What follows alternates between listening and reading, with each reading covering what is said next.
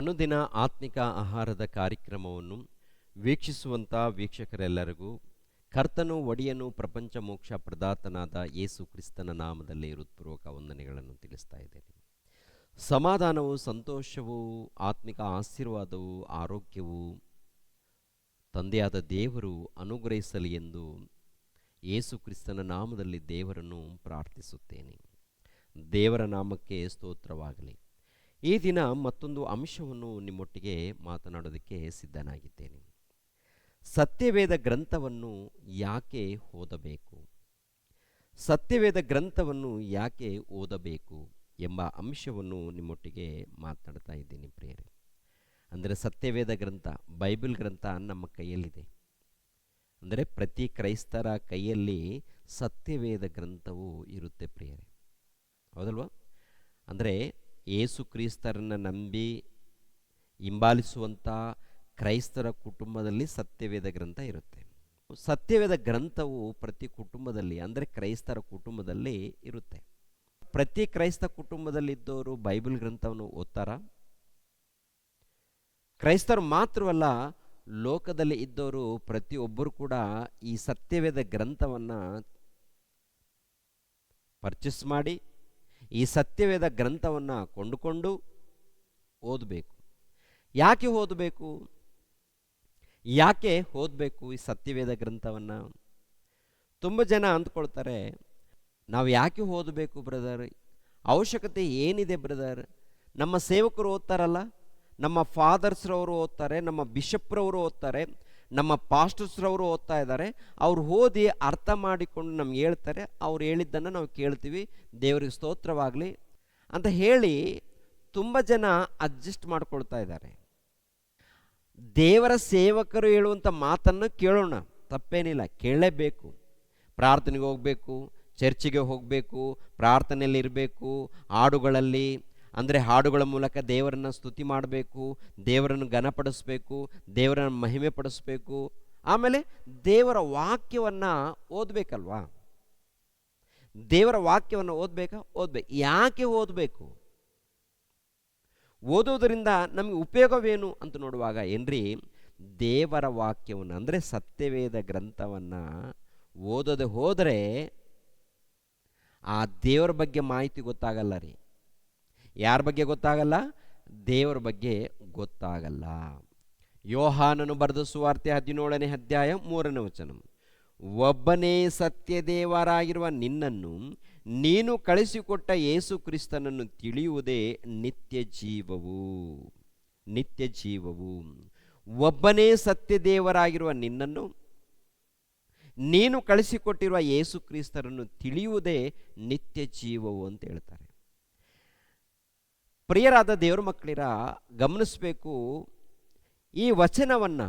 ಅಂದರೆ ಸೃಷ್ಟಿ ಮಾಡಿರುವಂಥ ಸೃಷ್ಟಿಕರ್ತನನ್ನು, ಸತ್ಯ ದೇವರನ್ನು ತಿಳಿಬೇಕಂತೆ, ದೈವಕುಮಾರನಾದಂಥ ಯೇಸು ಕ್ರಿಸ್ತರನ್ನು ತಿಳಿಬೇಕಂತೆ. ಅಂದರೆ ಸೃಷ್ಟಿ ಮಾಡಿರುವಂಥ ಸೃಷ್ಟಿಕರ್ತನನ್ನು ತಿಳಿಬೇಕಾದರೆ ಯಾವ ಗ್ರಂಥವನ್ನು ಓದಬೇಕು? ಸತ್ಯವೇದ ಗ್ರಂಥವನ್ನು ಓದಬೇಕು. ಯೇಸು ಕ್ರಿಸ್ತರನ್ನು ತಿಳಿಬೇಕಾದರೆ ಯಾವ ಗ್ರಂಥವನ್ನು ಓದಬೇಕು? ಸತ್ಯವೇದ ಗ್ರಂಥವನ್ನು ಓದಬೇಕು. ಪವಿತ್ರಾತ್ಮನ ಬಗ್ಗೆ ತಿಳಿಬೇಕಾದರೆ ಯಾವ ಗ್ರಂಥವನ್ನು ಓದಬೇಕು? ಸತ್ಯವೇದ ಗ್ರಂಥವನ್ನು ಓದಬೇಕು. ಅಂದರೆ ಸೃಷ್ಟಿ ಮಾಡಿರುವಂಥ ಸೃಷ್ಟಿಕರ್ತನನ್ನು ತಿಳಿದುಕೊಳ್ಬೇಕಂದ್ರು, ಯೇಸು ಕ್ರಿಸ್ತರನ್ನು ತಿಳಿದುಕೊಳ್ಬೇಕಂದ್ರು, ಪವಿತ್ರಾತ್ಮನನ್ನು ಕುರಿತು ತಿಳಿದುಕೊಳ್ಬೇಕಂದ್ರು, ಅದೇ ಪ್ರಕಾರ ನಿನ್ನ ಜನನ, ನಿನ್ನ ಜೀವಿತ, ನಿನ್ನ ಮರಣ ತಿಳಿದುಕೊಳ್ಬೇಕಂದಾಗ ಖಂಡಿತವಾಗಿ ಸತ್ಯವೇದ ಗ್ರಂಥವನ್ನು ಓದಬೇಕಾಗುತ್ತೆ. ಸತ್ಯವೇದ ಗ್ರಂಥವನ್ನು ನೋಡಿ, ಸೃಷ್ಟಿ ಮಾಡಿರುವಂಥ ಸೃಷ್ಟಿಕರ್ತನ ಬಗ್ಗೆ ತಿಳಿಸುವಂಥ ಏಕೈಕ ಗ್ರಂಥ ಸತ್ಯವೇದ ಗ್ರಂಥ. ಈ ಜಗತ್ತನ್ನು ಯಾವ ರೀತಿ ಉಂಟು ಮಾಡಿದ್ರು ಆದಿಕಾಂಡದಲ್ಲಿ ನೋಡಿದ್ರೆ ಗೊತ್ತಾಗುತ್ತೆ, ಹೌದಲ್ವ? ಆದಿಕಾಂಡ 1ನೇ ಅಧ್ಯಾಯ 1ನೇ ವಚನದಿಂದ ನೋಡ್ಕೊಂಡು ಬಂದಾಗ ಈ ಜಗತ್ತು ಹೇಗೆ ಉಂಟಾಯಿತು ಅಂದರೆ, ಈ ಭೂಮಿ ಆಗಿರ್ಬೋದು, ನೀರಾಗಿರ್ಬೋದು, ಗಾಳಿ ಆಗಿರ್ಬೋದು, ಸೂರ್ಯಚಂದ್ರ ನಕ್ಷತ್ರಗಳಾಗಿರ್ಬೋದು, ತರಕಾರಿ ಆಗಿರ್ಬೋದು, ಹಣ್ಣು ಹಂಪಲುಗಳಾಗಿರ್ಬೋದು, ಇವೆಲ್ಲವನ್ನು ಯಾಕೆ ಉಂಟು ಮಾಡಿದ್ದಾರೆ, ಯಾಕೆ, ಯಾರಿಗಾಗಿ ಎನ್ನುವಂಥದ್ದು ಗೊತ್ತಾಗಬೇಕಾದ್ರೆ ಆದಿಕಾಂಡ 1ನೇ ಅಧ್ಯಾಯದಿಂದ ಏನ್ರಿ ಓದ್ಕೊಂಡು ಬರಬೇಕಾಗುತ್ತೆ ಪ್ರಿಯರಾದ ದೇವ್ರ ಮಕ್ಕಳಿರ. ಅದೇ ಪ್ರಕಾರ ನಾವು ಯಾರು, ನಾವು ಮನುಷ್ಯರಾಗಿರುವಂಥ ನಾವು ಯಾರು, ನಮ್ಮನ್ನು ಯಾರು ಉಂಟು ಮಾಡಿದ್ದಾರೆ, ಉಂಟು ಮಾಡಿರುವಂಥ ಆ ದೇವರು ಯಾರು ಅಂತ ಗೊತ್ತಾಗಬೇಕಾದರೆ ಸತ್ಯವೇದ ಗ್ರಂಥವನ್ನು ಓದಬೇಕು. ಒಬ್ಬನು ಯಾವನೋ ಹೇಳ್ತಾನೆ, ಯಾವ ಗ್ರಂಥ ಓದೋದು ಬೇಕಾಗಿಲ್ಲ, ನಮ್ಮ ನೈಸರ್ಗಿಕವಾಗಿ ನಮ್ಮ ಜೀವಿತದಲ್ಲಿ ನಮ್ಮ ಬದುಕಿನಲ್ಲೇ ಎಲ್ಲ ಗೊತ್ತಾಗ್ಬಿಡುತ್ತೆ ಅಂತ ಹೇಳ್ತಾನೆ ಒಬ್ಬನು.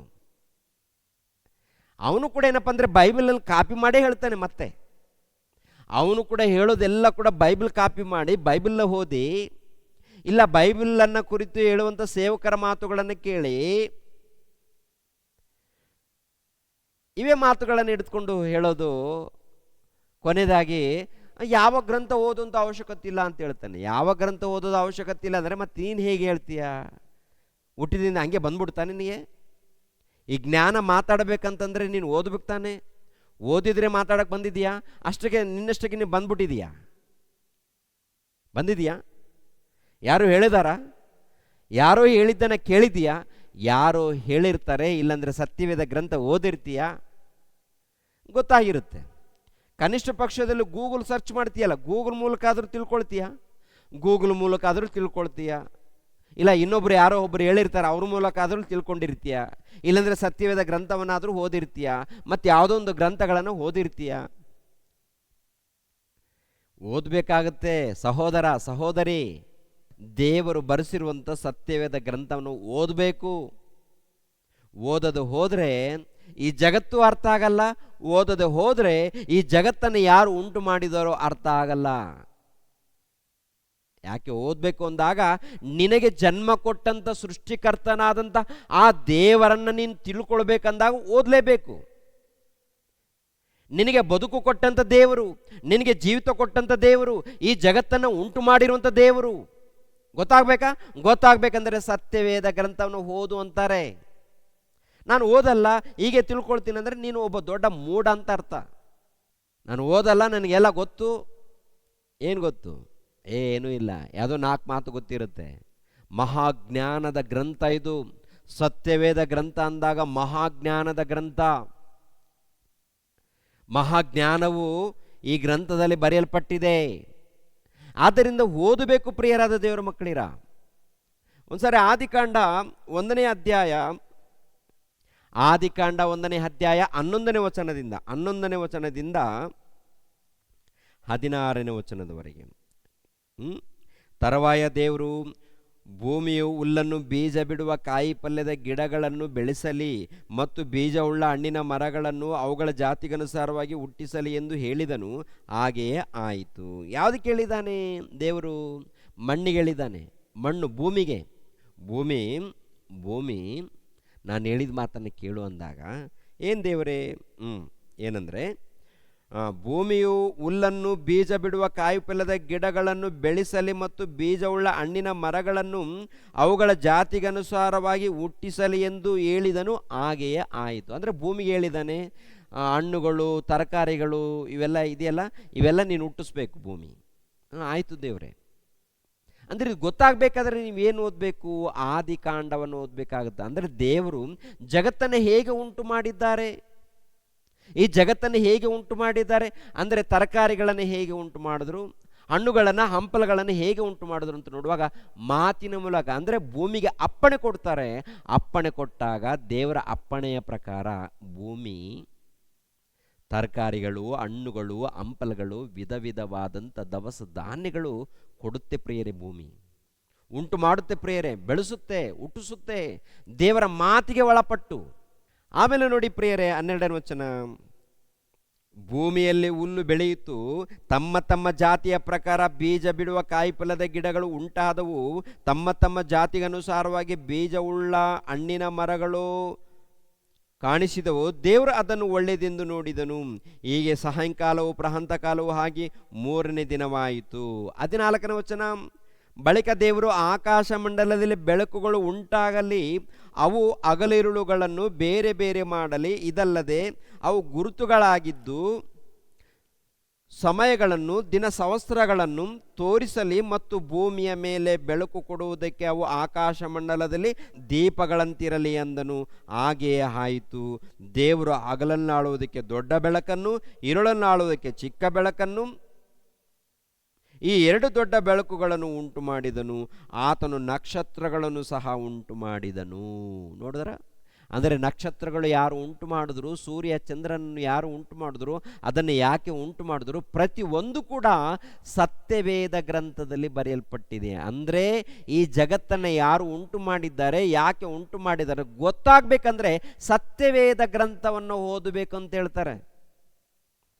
ಲೋಕ ಏನು ಮಾಡಿದಪ್ಪ ಅಂತ ನೋಡುವಾಗ, ಸತ್ಯವೇದ ಗ್ರಂಥ ಒಂದು ಮತಕ್ಕೆ ಸಂಬಂಧಪಟ್ಟಿದೆ, ಒಂದು ಕುಲಕ್ಕೆ ಸಂಬಂಧಪಟ್ಟಿದೆ, ಒಂದು ಜಾತಿಗೆ ಸಂಬಂಧಪಟ್ಟಿದೆ, ಇದು ವಿದೇಶಕ್ಕೆ ಸಂಬಂಧಪಟ್ಟಿದೆ ಅಂತೇಳಿ ಮುದ್ರೆ ಹಾಕಿ ಯಾರು ಓದದಂತೆ ಇದನ್ನು ತಡಿತಾ ಇದೆ.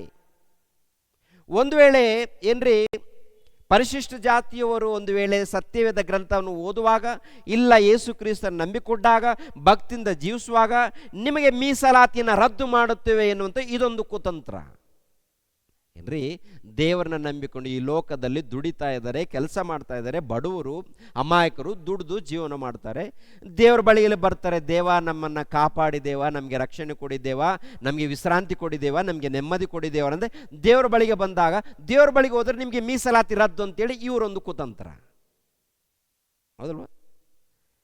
ಏನು ನಡೀತಾ ಇದೆ ಲೋಕದಲ್ಲಿ, ಏನು ನಡೀತಾ ಇದೆ ಪ್ರೇಯರೇ? ಏನ್ರಿ, ಬಡವರು ದೇವರ ಸನ್ನಿಧಿಗೆ ಹೋಗೋದು ಬೇಡವಾ? ಬಡವರು ದೇವರ ವಾಕ್ಯವನ್ನು ಕೇಳೋದು ಬೇಡವಾ? ಇವ್ರದ್ದೇನು ದೊಡ್ಡ ಜಾತಿ ಅಂತೆ, ಇವ್ರದ್ದೇನು ಚಿಕ್ಕ ಜಾತಿ ಅಂತೆ. ಬಡವರಾದರೆ ಏನು, ಯಾರಾದರೆ ಏನು ಪ್ರಿಯರೇ, ದೇವರ ಬಳಿಗೆ ಬರಬೇಕಲ್ವಾ? ದೇವರನ್ನು ತಿಳ್ಕೊಳ್ಬೇಕಲ್ವಾ? ದೇವರ ಜ್ಞಾನವನ್ನು ಓದಬೇಕಲ್ವಾ? ದೇವರನ್ನು ಕುರಿತು ಅರ್ಥ ಮಾಡಿಕೊಳ್ಬೇಕಂದ್ರೆ ಸತ್ಯವೇದ ಗ್ರಂಥವನ್ನು ಓದಬೇಕು, ಧ್ಯಾನಿಸಬೇಕು, ಓದಬೇಕು. ದೇವರ ಜ್ಞಾನವನ್ನು ಓದಬೇಕು. ಈ ಭೂಲೋಕದಲ್ಲಿದ್ದಂಥ ಸರ್ವ ಜೀವರಾಶಿಗಳನ್ನು, ತರಕಾರಿಯನ್ನು, ಹಣ್ಣುಗಳನ್ನು, ಹಂಪಲಗಳನ್ನು, ಪ್ರತಿ ಒಂದನ್ನು ಉಂಟು ಮಾಡಿದಂಥ ದೇವರ ಬಗ್ಗೆ ಗೊತ್ತಾಗಬೇಕಂದ್ರೆ ಸತ್ಯವೇದ ಗ್ರಂಥವನ್ನು ನೀನು ಓದಬೇಕಾಗತ್ತೆ. ಅವರು ಯಾರು, ಅವರು ಹೇಗೆ ಇದ್ದಾರೆ, ಅವರ ಸ್ವರೂಪವೇನು, ಅವರು ಯಾವ ಆಕಾರದಲ್ಲಿದ್ದಾರೆ, ಪ್ರಿಯರಾದ ದೇವರ ಮಕ್ಕಳಿರ ಅರ್ಥ ಮಾಡಿಕೊಳ್ಳಬೇಕಾದ್ರೆ ಸತ್ಯವೇದ ಗ್ರಂಥವನ್ನು ಓದಬೇಕು. ಸತ್ಯವೇದ ಗ್ರಂಥವನ್ನು ಓದುವುದರಿಂದ ಜಗತ್ತನ್ನು ಉಂಟು ಮಾಡಿರುವಂಥ ಸೃಷ್ಟಿಕರ್ತನು ಯಾರು ಎನ್ನುವಂಥದ್ದು ಗೊತ್ತಾಗುತ್ತೆ. ಸತ್ಯವೇದವನ್ನು ಓದುವಾಗ, ಸತ್ಯವೇದ ಗ್ರಂಥವನ್ನು ಓದುವುದರಿಂದ ನಿನಗೆ ಜನ್ಮವನ್ನು ಯಾರು ಕೊಟ್ಟಿದ್ದಾರೆ ಎನ್ನುವಂಥದ್ದು ಗೊತ್ತಾಗುತ್ತೆ. ಸತ್ಯವೇದ ಗ್ರಂಥವನ್ನು ಓದುವಾಗ ನಿನ್ನ ಜೀವಿತ ಯಾಕೆ ಎನ್ನುವಂಥದ್ದು ಗೊತ್ತಾಗುತ್ತೆ. ಸತ್ಯವೇದ ಗ್ರಂಥವನ್ನು ಓದುವಾಗ ಯೇಸು ಕ್ರಿಸ್ತರು ಯಾರು ಎನ್ನುವಂಥದ್ದು ಗೊತ್ತಾಗುತ್ತೆ. ಸತ್ಯವೇದ ಗ್ರಂಥವನ್ನು ಓದುವಾಗ ದುರಾತ್ಮಗಳು ಯಾರು ಏನೆನ್ನುವಂಥದ್ದು ಗೊತ್ತಾಗುತ್ತೆ. ಸತ್ಯವೇದ ಗ್ರಂಥವನ್ನು ಓದುವಾಗ ಪ್ರಪಂಚದ ಭವಿಷ್ಯತ್ತು ನಿನಗೆ ಗೊತ್ತಾಗುತ್ತೆ. ಸತ್ಯವೇದ ಗ್ರಂಥವನ್ನು ಓದಿ ಪರಿಶೋಧನೆ ಮಾಡುವಾಗ ಮಹಾಜ್ಞಾನದ ಸಂಗತಿಗಳು ನಿನಗೆ ಅರ್ಥ ಆಗುತ್ತೆ. ದೇವರು ಗೊತ್ತಾಗ್ತಾರೆ. ದೇವರು ಗೊತ್ತಾದಾಗ, ಅವರ ಅರ್ಥ ಆದಾಗ, ದೇವರ ಮನಸ್ಸು ನಿನಗೆ ತಿಳಿದಾಗ, ದೇವ್ರಿಗೋಸ್ಕರ ನೀನು ಬದುಕಿದಾಗ, ದೇವ್ರಿಗೋಸ್ಕರ ನೀನು ಜೀವಿಸಿದಾಗ ಆಗ ನಿನಗೆ ಪರಲೋಕ ಸಿಗುತ್ತೆ. ಪರಲೋಕ ಸಿಗುತ್ತೆ. ಪರಲೋಕವನ್ನು ನೀನು ಪಡ್ಕೊಳ್ಬೇಕಂದ್ಕೊಂಡಾಗ ದೇವರನ್ನು ನೀನು ಅರ್ಥ ಮಾಡ್ಕೊಳ್ಬೇಕು, ದೇವರನ್ನು ನೀನು ತಿಳಿದುಕೊಳ್ಬೇಕು, ದೇವರ ಮನಸ್ಸನ್ನು ನೀನು ತಿಳಿದುಕೊಳ್ಬೇಕು. ತಿಳಿದುಕೊಂಡು ಈ ಲೋಕದಲ್ಲಿ ಭಕ್ತನಾಗಿ, ನೀತಿವಂತನಾಗಿ, ಯಥಾರ್ಥನಾಗಿ ನೀನು ಬದುಕಿ ದೇವರ ಪ್ರೀತಿಯನ್ನು ಸಮಾಜಕ್ಕೆ ಪರಿಚಯ ಮಾಡಿ ನಿನ್ನ ಜೀವಿತನ ಮುಗಿಸ್ಕೊಂಡು ಹೋಗ್ಬೇಕಾಗತ್ತೆ. ಆದ್ದರಿಂದ ಪ್ರಿಯರಾದ ದೇವರ ಮಕ್ಕಳಿರ, ದೇವರ ಜ್ಞಾನವೆಂಬ ಸತ್ಯವೇದ ಗ್ರಂಥವನ್ನು ಓದಿ ತಿಳಿದುಕೊಳ್ಳಿ, ಧ್ಯಾನಿಸಿ ಪ್ರಿಯರೇ. ಓಕೆ, ದೇವರು ನಿಮ್ಮನ್ನು ನನ್ನನ್ನು ಆಶೀರ್ವದಿಸಲಿ. ಸರ್ವವನ್ನು, ಸರ್ವ ಲೋಕವನ್ನು ಉಂಟು ಮಾಡಿರುವಂಥ ನಮ್ಮ ತಂದೆಯಾದ ದೇವರೇ, ನಿಮಗೆ ಸ್ತೋತ್ರಗಳು ತಂದೆ. ತಂದೆ, ಸತ್ಯವೇದ ಗ್ರಂಥವನ್ನು ನೋಡುವಾಗ ನಿಮ್ಮ ಕೃಪೆ ಮೂಲಕ ನೀವು ಬರೆಸಿದ್ದೀರ, ನಿಮ್ಮ ಭಕ್ತರ ಮೂಲಕ ನೀವು ಬರೆಸಿದ್ದೀರ ತಂದೆ. ಸತ್ಯವೇದ ಗ್ರಂಥದಲ್ಲಿ ಬರೆಯಲ್ಪಟ್ಟಂಥ ಪ್ರತಿ ವಚನಗಳನ್ನು ಪರಿಶೋಧನೆ ಮಾಡುವಾಗ ತಂದೆ, ನಿಮ್ಮ ಬಗ್ಗೆ ಗೊತ್ತಾಗುತ್ತೆ, ನಿಮ್ಮ ಸಂಕಲ್ಪ ಏನಾಗಿದೆ ಗೊತ್ತಾಗುತ್ತೆ, ನಿಮ್ಮ ಪ್ರಿಯಕುಮಾರನಾದಂಥ ಯೇಸು ಕ್ರಿಸ್ತರ ಬಗ್ಗೆ ಗೊತ್ತಾಗುತ್ತೆ, ಪವಿತ್ರಾತ್ಮನ ಬಗ್ಗೆ ಗೊತ್ತಾಗುತ್ತೆ.